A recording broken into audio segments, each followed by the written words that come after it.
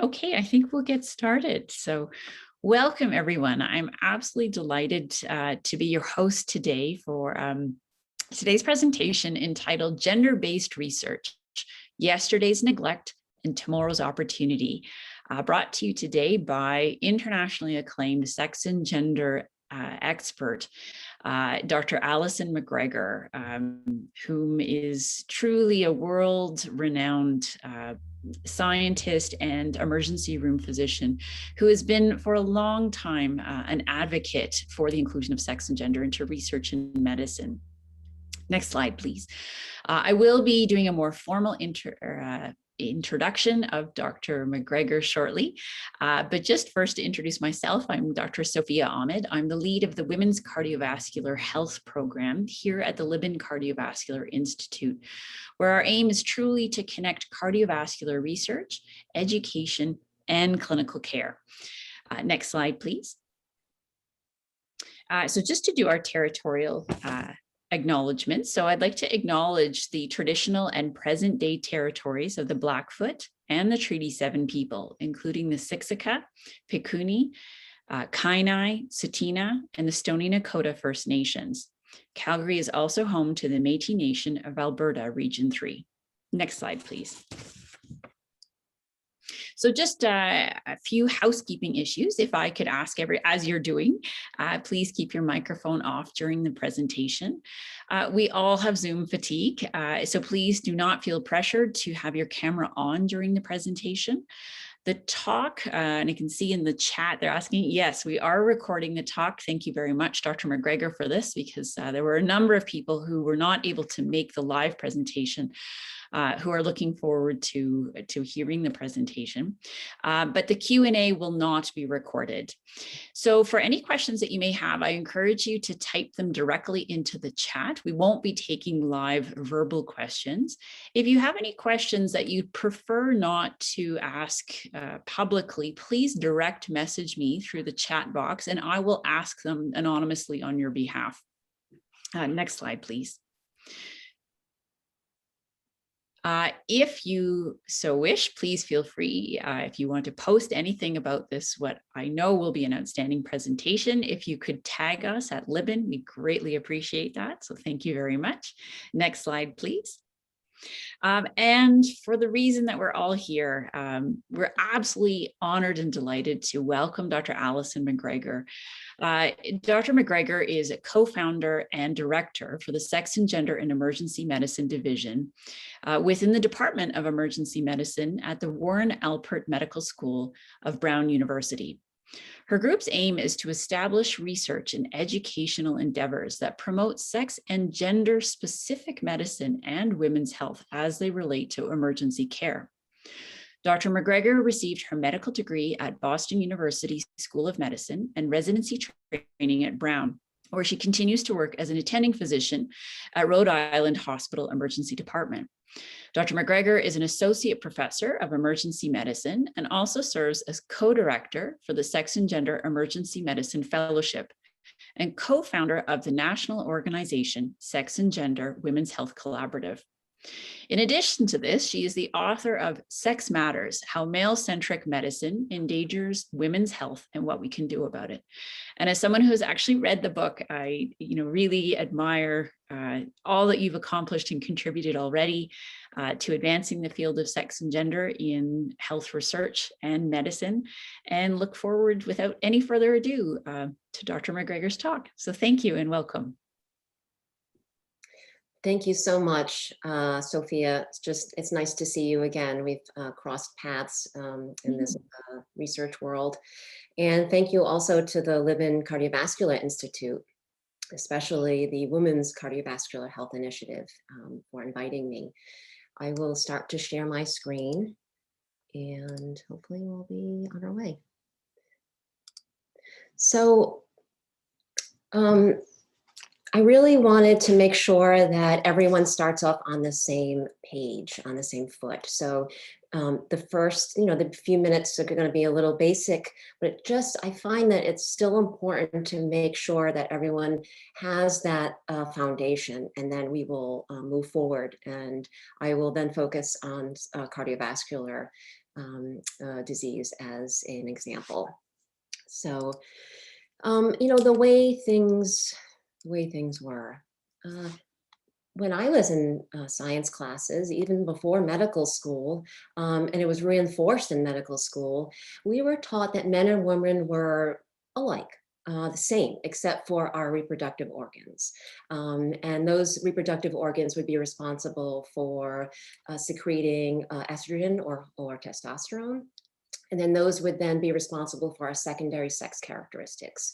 So hair growth, voice changes, breast development, and that was it. And you know, we were alike in other ways. But as a practicing emergency physician for close to 20 years now, gosh, you know, I really have been on the front lines of all sorts of medical conditions. So the entire breadth of what, you know, what health and disease can manifest.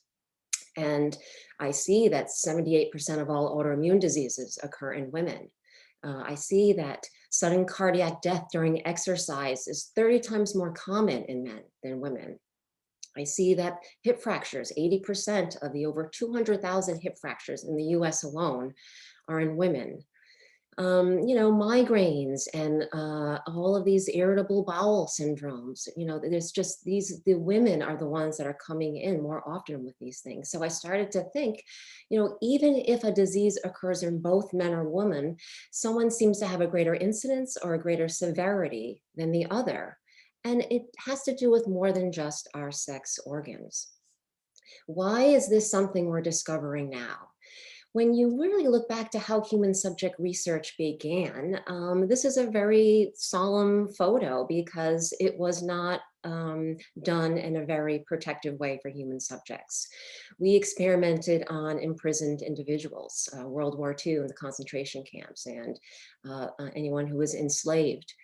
And so there was a National Research Act that came to play around 1973 that said, whoa, we really need to have some human protection here. We need to have something called informed consent. We need to have an institutional review board. And all of these things were very, very good and very helpful. However, there was also this thought at the time that, well, we've experienced things like thalidomide. We've experienced medications that did not go through prior approval, that were given to women of reproductive age, and that led to birth defects. And so while we're creating these rules, let's also make sure that women of childbearing age are considered a protected subject. And so the consequence of that was that, well, researchers studied men. They studied male animals. It was more simplified. And at this time during research, we really wanted to make sure that all the variables were controlled for. So we didn't have to worry about the fluctuating menstrual cycle in women if we enrolled women. If we wanted to enroll women, maybe we would have to enroll many more women in order to power the study to make sure that that stage of the cycle was not affecting the results. So this was really about making sure that we understood 2 + 2 = 4. We started to really gain our understanding of scientific method, our understanding of cardiovascular disease trials, the largest ones, the stroke trials, and they all enrolled men. And so the result of this was that our understanding of heart disease and stroke and cancer and infections and trauma are all based on the male model, are all based on studying men. And what's the one thing we can't study in men? Well, we couldn't study breast health, and we can't study having babies. So then we studied those things in women. And what happened is it trapped all the efforts into providing medical care for women into only those issues. Right? Many women still today think that their biggest health concern is still breast cancer, when cardiovascular disease is the #1 killer for both men and women. So this, you know, is why we thought we were protecting women, but we actually did them a major disservice because we now realize there are major gaps in our understanding of health of women. Why was that so significant? Well, the feminist movement and the National Institute, the National Revitalization Act in 1993, all of these things really started to highlight that we don't have a full understanding of the entire health across the lifespan of women. So they said, well, we should start to at least include minorities and women into later stages of clinical trials, right? At least make sure that the work that was being done is generalizable to different groups. And there's no place where it has demonstrated that that is not enough either than with the drug Zolpidem or Ambien. Many of you are probably familiar with this. And so Ambien is the #1 sleep drug. And it's more likely to be prescribed to women than men because women suffer from more sleep disorders than men. So this drug has been on the market for 20, 25 years, and it's been mostly prescribed to women, as I mentioned. But what was happening was there were these post-market surveillance reports about impaired driving the morning after taking this drug. And they were happening in women. So women were taking this drug, they were waking up in the morning, they were still foggy and tired, they would get in the car and go to work or go to drop their children off at school, and then they wound up in a motor vehicle accident. So what happened was the drug company wanted to make a new formulation of the drug. And so they did another study. The original studies were mostly done in men. Some of the data shows that it started to show a trend that there might be differences in metabolism in women, but it was considered not significant.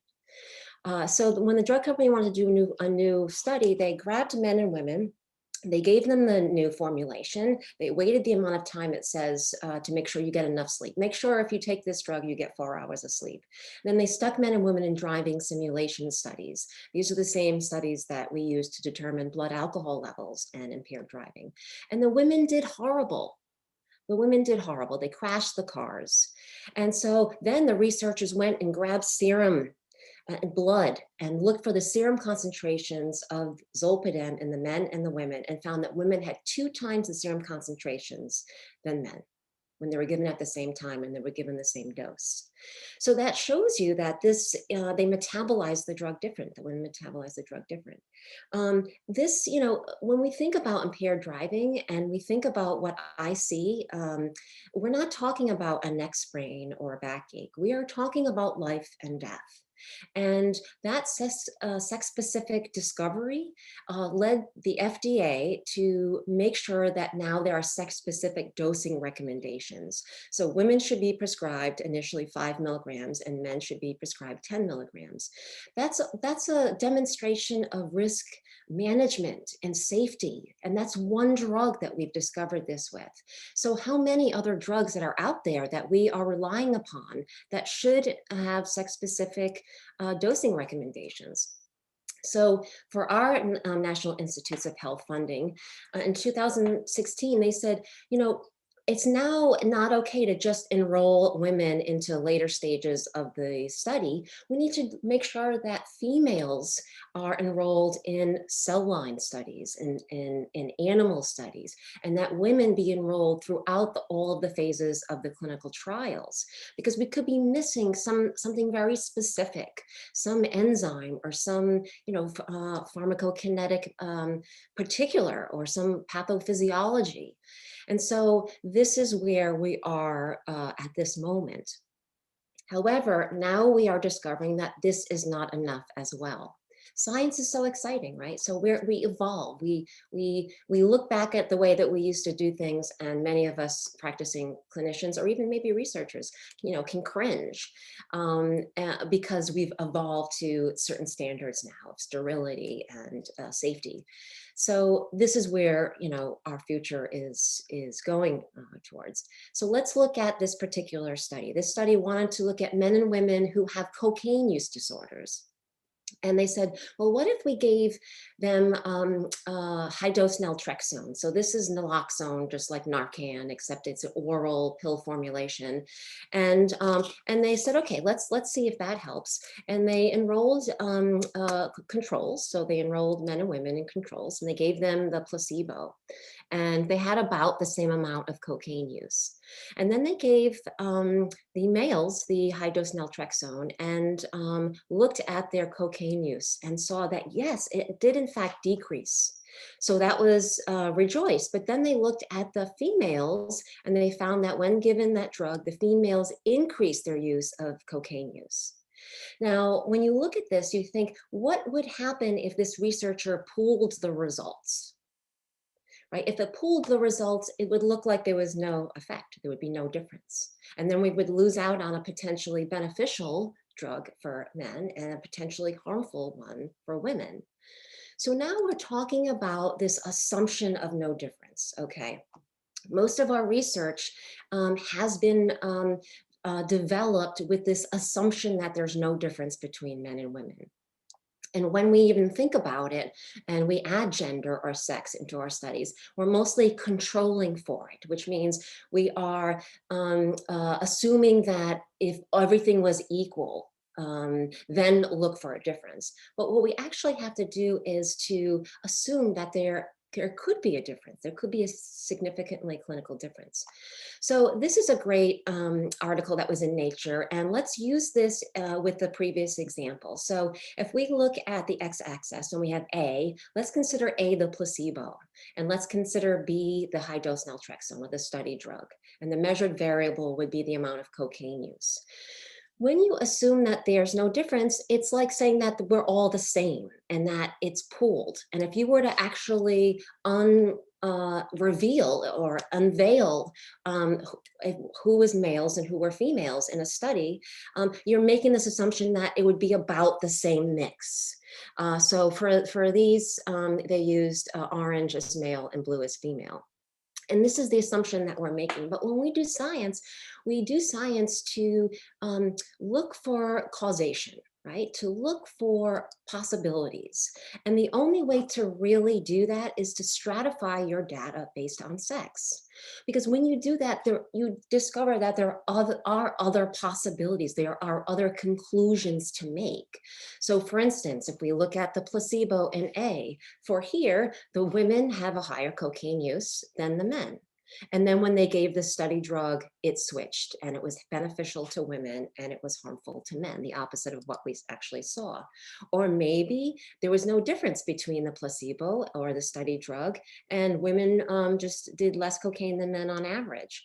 Or maybe then when you gave the placebo, it sort of just, there's a mix of men and women's cocaine use. And then when you gave the study drug, it was beneficial to women and not to men. So this is what we mean by sex stratification and revealing very potentially key mechanisms.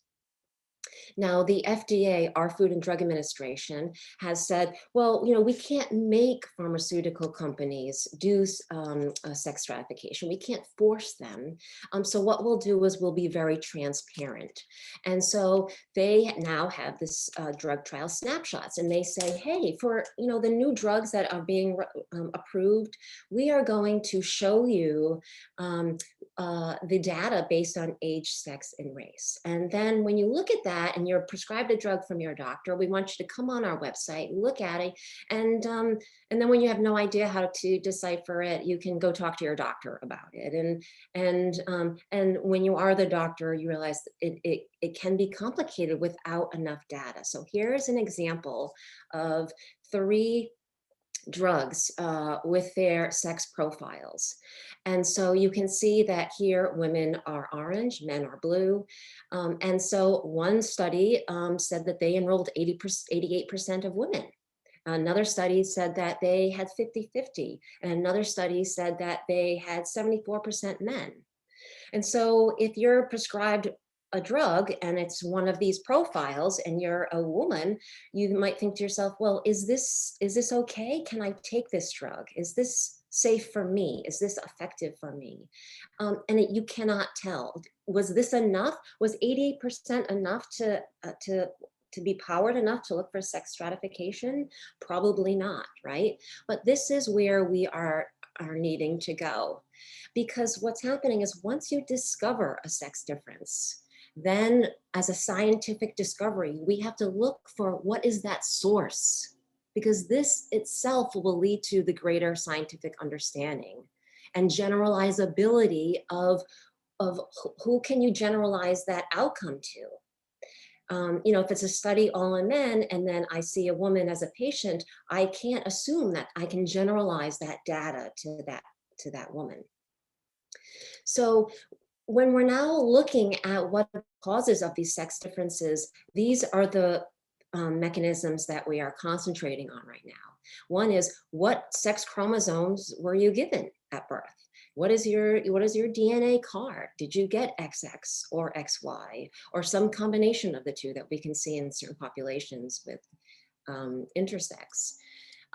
Because what that does is that DNA is in every cell in your body. It's not just in your ovaries. It's not just in your testes.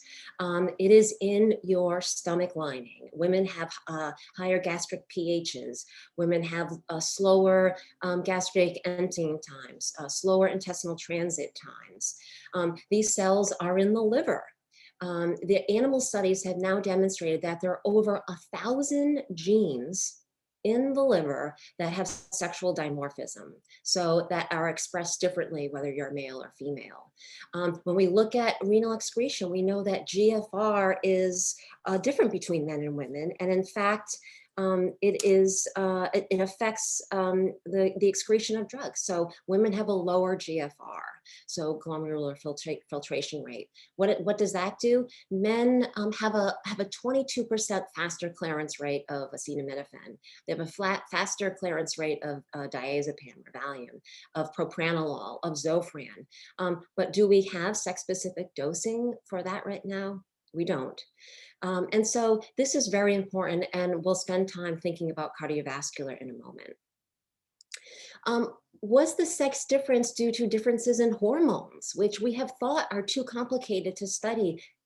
It's okay. I think, we have enough models now for us to be able to look at this in a really fair way. Throughout the lifespan, estrogen fluctuates and testosterone fluctuates.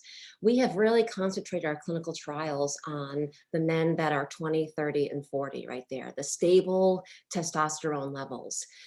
But we have monthly changes in women, and men have diurnal changes, so daily changes in testosterone. How does that affect? Well, we know that whether you have estrogen or testosterone really impacts your susceptibility to infections. We know that COVID really likes, the SARS-CoV-2 virus really likes cells that have androgen around them and testosterone. And that's one reason why men are becoming more susceptible. We know that with certain medications, so for instance, women that have seizure disorders, certain medications like Dilantin and Lamictal will actually fluctuate during the menstrual cycle. And so during certain phases of the menstrual cycle, women will have a breakthrough seizure, we call it, because the medication concentration just went below the level that's needed to prevent the seizure. And so when that person comes into the emergency department, what do? I do it. I might do something a little different, but what does basic knowledge base, what do a lot of emergency medicine physicians do? They either tell the women not to drive until they follow up with their neurologist, or we increase the dose of their medication, and so now they have a higher concentration for the entire month. They have more susceptibility to toxicity and side effects when we could tailor these for women. We also live in a gendered environment, and this affects our health as well. So we are clearly now needing to embrace the fact that they are non-binary, that there aren't two genders, that's more than just male or female. And that is something that's very important, and we will need to study as well. But let's look at the binary issue from our understanding of how this impacts health. So women are, if you appear to be a female in society, you're expected in certain cultures to behave certain ways. So for instance, if you are a woman and you live in an environment where you wear a burqa, you are, think about the health. Your susceptibility to skin cancer is lower because you're protecting your skin. But your vitamin D levels might also be lower because sun exposure helps build vitamin D. My trauma rooms are filled with men.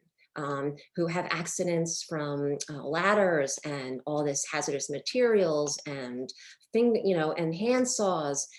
Men are expected to do those things in our culture, and that affects their health as well. There's something called anthropometry, which is our existence to our world. Who designed my chair right now and my relationship to my computer? Where does this really showcase, bias is when you look at crash test dummy data. So 4 decades of using crash test dummies, and we still to this day do not have a female adult crash test dummy. And what has that done? Well, car manufacturers have designed their cars to pass those safety standards. And those safety standards are based on a male occupant. So when a female is in the front seat, either the passenger or the driver, she is 73% more likely to be seriously injured and 17% more likely to be killed. This is the bias that we're living in. Also, there's an observer interaction. The gender of the researcher or the gender of the physician actually has impact. I find this very interesting and much more harder to study. But there is something called a male observer effect when there was a male research assistant that was observing mice behavior. And we know that when a male physician has a female patient, and that female patient is complaining of pain, male physicians tend to turn down the volume of that expression of pain.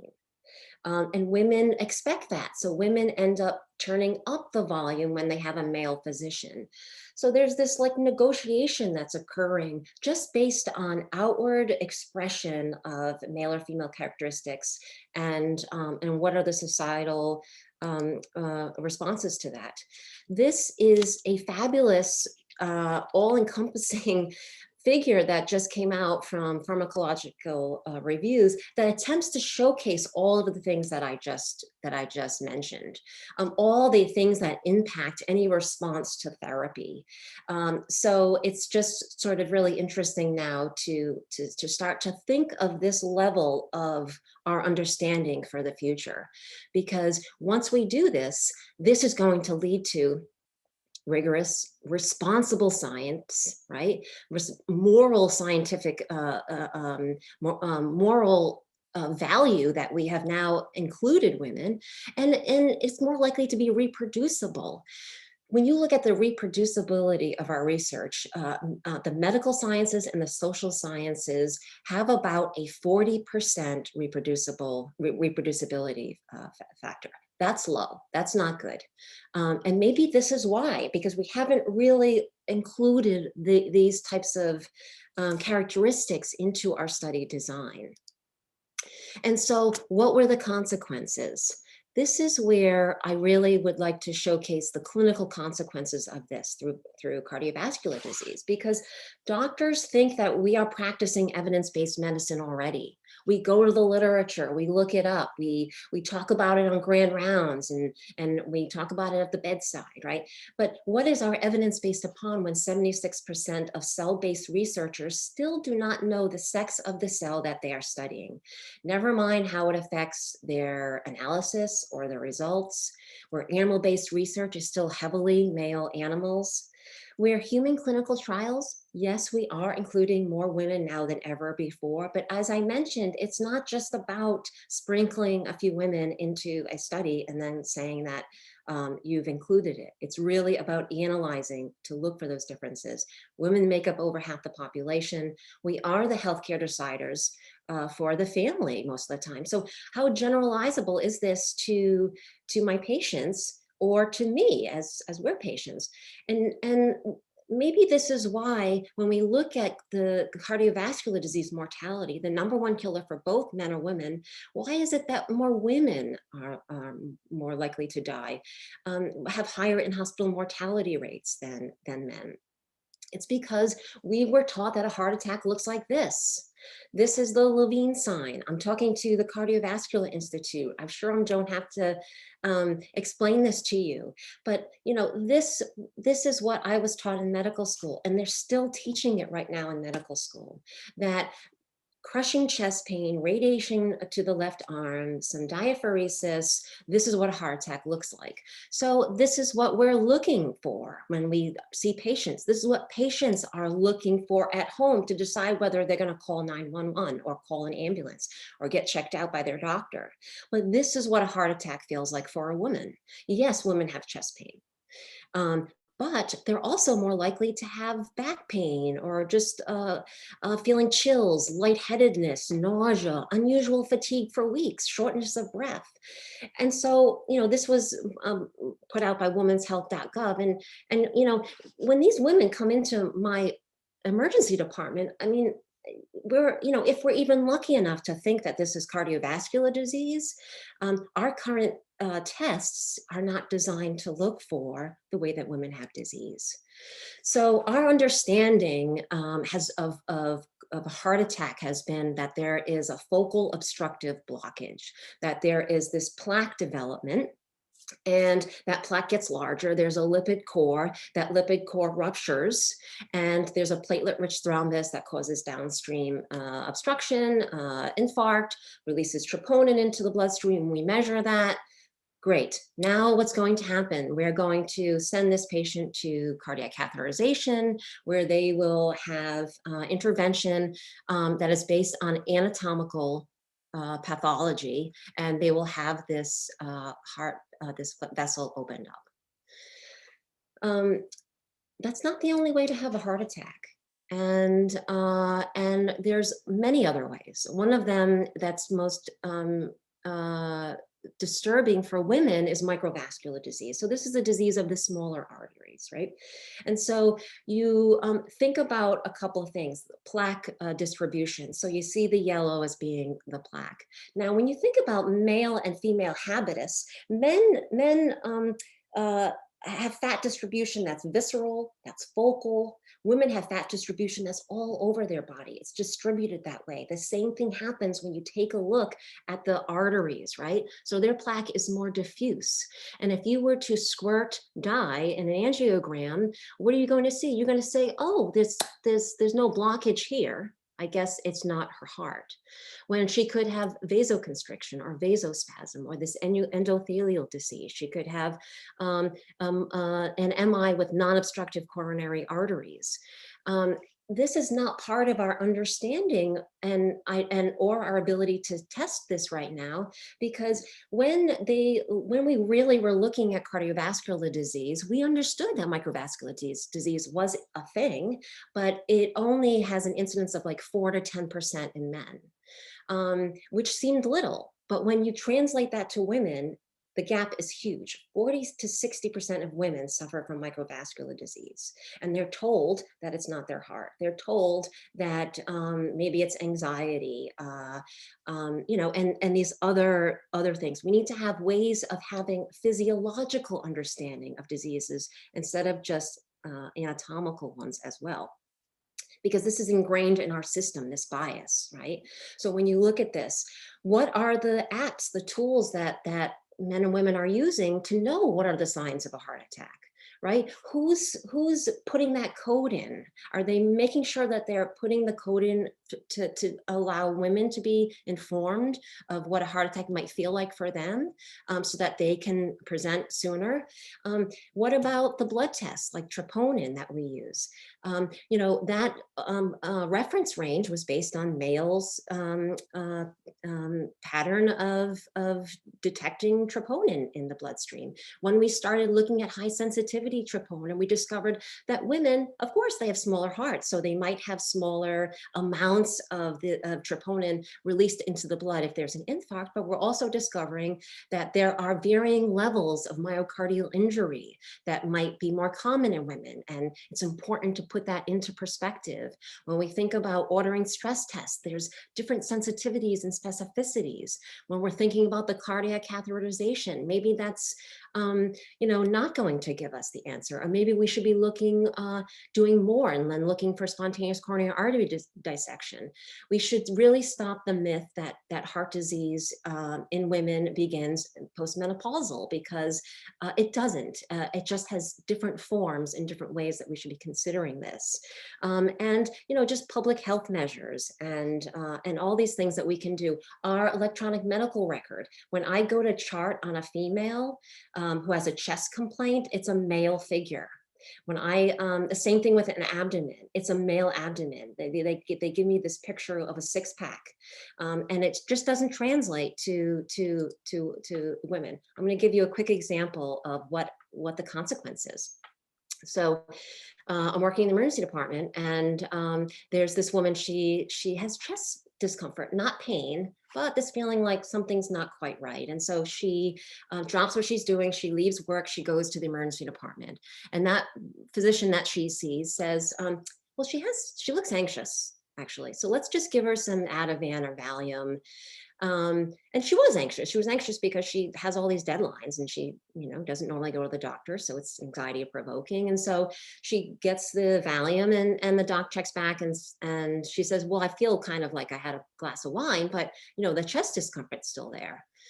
And so the doctor says, well, okay, well, looks like you have reflux here. You have GERD on your past medical history. So maybe this is reflux. Let's give you some lidocaine and Maalox and I'll check back. So she takes that and doc checks back and she says, it didn't really do anything.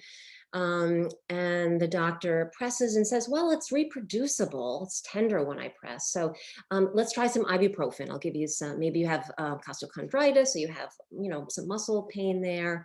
Then the doc checks back and she's now saying like, it's getting worse. This is pretty painful. So the doctor's like, all right, well, maybe let's get some labs and I'll just give you some morphine, without realizing that women actually have higher incidence of respiratory depression and nausea and vomiting. So now she starts vomiting and the doctor has to give her some Zofran or some Phenergan, some anti-nausea medication. And now she has to get hooked up to the monitor and have some O2 on. And then the doctor checks back and says, well, maybe this is cardiovascular disease. Your EKG looks a little abnormal. Maybe I should just give you some nitroglycerin under the tongue. So gives her nitroglycerin. And of course, now she has a headache. So now she needs some Tylenol because everybody gets a headache with nitroglycerin. I'm sorry to say that this is not that much of an exaggeration at all.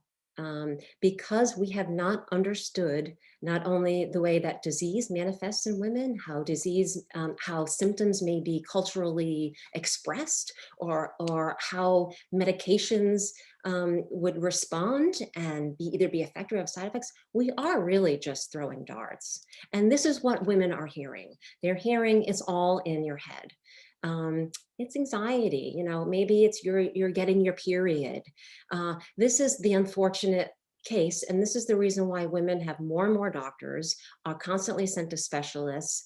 They're given lots of medications, more prescription medications, and so this is a major issue, and it's also about our own bias. What else is missing? Our own bias, right? Because when I see a patient, I have been taught to perfect pattern recognition, right? So I have been taught to know what a dissection looks like, know what an aneurysm rupture, know what a heart attack looks like, know what sepsis looks like, know what stroke looks like, even some of the rare things, right? We're constantly being taught, and we gender some of these diseases. We gender them. If you have chest pain and you are a 32-year-old female, you're not having a heart attack. We've gendered that. And we've gendered things like osteoporosis. Men don't really have osteoporosis. And so we have our own individual biases when we look at another individual, whether it's basing our bias on their sex, their gender, how they're dressed, where they're from. These things are part of our understanding. And it leads to major disparities as well. Women who have atrial fibrillation, where their heart is beating abnormal and irregular, are less likely to be on an anticoagulating medication, which is designed to prevent stroke. So then when these women go out into the world and they have their stroke and they come back into the emergency department, they're less likely to receive TPA, which is the clot busting medication we use for stroke. So our delivery of care is different for men and women. And this one really shocked me because this was came out in 2018. And these researchers looked at men and women that presented the same. They looked at women who acted like men. Let's look at women who have crushing chest pain and who have a positive troponin. And then let's compare them to the men with crushing chest pain and positive troponin. And the women were still less likely to receive evidence-based medicine. They were less likely to be referred for cardiac catheterization, and they had higher MACE adverse events. So there is bias that's there. Some approaches to really start to figure out how to combat this. Cleveland Clinic did one, and they said, maybe if we just have a checklist, right? A checklist. So what they said is they compared patients that came in with an ST elevation MI, and then they just like got their usual care. And they found that women with a STEMI had 6% higher mortality than men. And then they said, well, what if we just had this 4-step intervention, right? It just means like, check the box that you gave them these meds. You can call the cardiac cath directly. You don't have to, the ED physician can do that. You don't have to, they standardize a radial approach. And just by having that, the mortality rate for women was cut in half. So I don't really love constantly having alerts and check boxes, but I'll do it. I'll do it because I think that we all have inherent biases, and the patient outcome and our society outcome should be primary. Also, for that issue for the gender of the physician, did I put that? Oh, I did. Oh, I didn't realize I did that. I got this slide from my fellow, so she's much better at making things move. When we look at the physician gender, we find that in some studies that patients get better care. And this study showed that when you have a female physician caring for a female patients, that they had lower mortality. We're not talking about little stuff, we're talking about mortality. Not only that, and I bring this up because I'm not saying that women necessarily are better doctors. I think that having diversity really matters, because what the study also showed is that the men that worked with women colleagues also gave better care to their patients than men that didn't work with women colleagues. So I think it's a plug for the diversity issue. We need to make sure that we are looking more like the patients that we serve, and that we are including diversity in our research groups and our collaborative efforts. How are we doing with things like COVID? I only kept 2 examples here just to show you, because I wanted to go into the cardiovascular stuff first. But when you look at Pfizer, I could not wait to see about the vaccines. And one of the vaccines did sex-specific analysis, because we know from influenza that women mount a higher response to the influenza vaccine. So much so that sometimes they could just be given a half a dose. So I thought this could be crazy important for the COVID vaccine. And I just love this graph. It's just like, we just saved the world. And so this just shows you the incidence of COVID-19 went down after the first dose. And then I looked, and they actually did do sex-based analysis, and the efficacy was about the same. However, across the board for COVID-19 trials, this one looked at a review of all the pharmaceuticals and showed that out of all they did a systematic review, out of all the antivirals and the hydroxychloroquine and plasma, that a quarter of the studies had a 2-to-1 male predominance, that only one study stratified by sex, and that was after the fact, it wasn't part of the analysis. And then nobody looked at the effect modification by sex. So we're losing some chances to do this in real time. And where do we need to go? So we really need to now make sure that we understand how to generalize this data to non-binary, transgender individuals, because this proportion of humans is increasing. And so Dr. Kara Tannenbaum, the director for this Canadian Institute for Health Research, and Janine Clayton, Dr. Janine Clayton, for the director for the Office of Research on Women's Health at NIH, said this, and they said this in 2016, and I thought it was so amazing, and it just rings so true, that we should actually be making sure that we write down what is the biologic sex of our subject and what's their current gender identity. This may not be statistically significant for that particular study, but at least we're showing the data, making it available for future meta-analysis and future power analysis. And I think we should be doing this with adding things, other categories like non-binary or race or ethnicity. These are the things that are going to help us. How is it helping us already? I was so excited to read this one. So this looked at transgendered individuals that are on hormone confirming, gender confirming therapy, hormone therapy. And what they found was that the pharmacokinetics after taking hormones of the opposite gender, what you're conforming into, after taking that for 6 months, that your ideal body weight and your creatinine clearance changed to the gender that you're transitioning into. So that alone shows you that how important hormones are in our metabolism, in our understanding of our physiology. And I think that, these are the, I envision a future where we'll be able to say, this is the biological sex, this is the gender identity, these are the hormones that they're taking, not taking, and then we can individualize this, because when you think about the cycle of research, you think about what happens is people look at the literature, and if the literature has been based on male animals and male humans, it's going to be very difficult to create your new question and have that include that women should be part of it. But then we all have some sort of role in this. Like when you are applying for funding, if you are on a funding committee, if you're responsible for disseminating grants, make sure that you're looking for this in the study design. If you are on an institutional review board, make sure that this has been done before you even allow the study to go forth.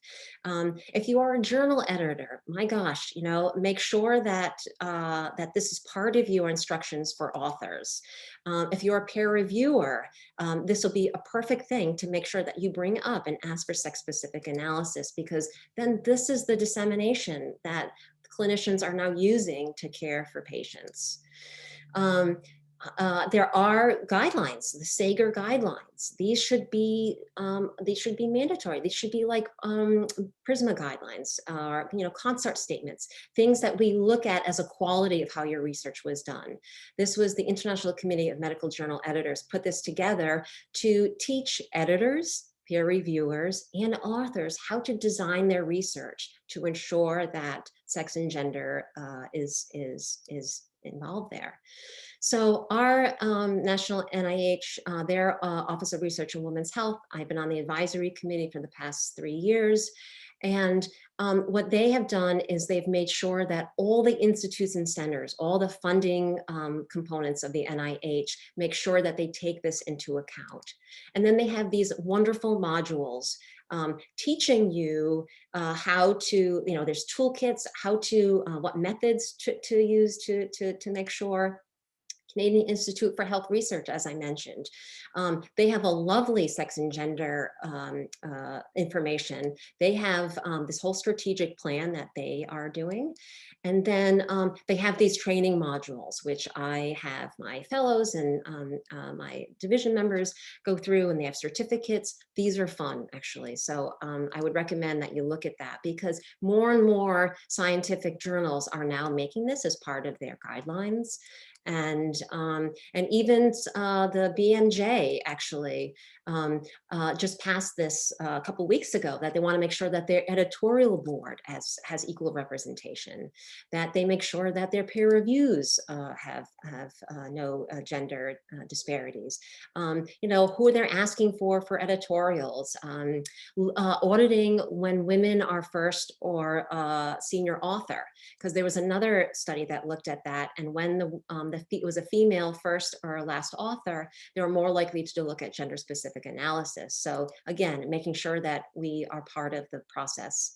And then, you know, recruitment processes, making sure that awards, making sure that there are no manels anymore, making sure that women are part of panels, you know, and throughout their annual review processes, and then make sure that this is done on a regular basis, because this will influence scholarly publishing. Now, if we influence scholarly publishing, we're going to influence our evidence-based medicine or evidence-based care.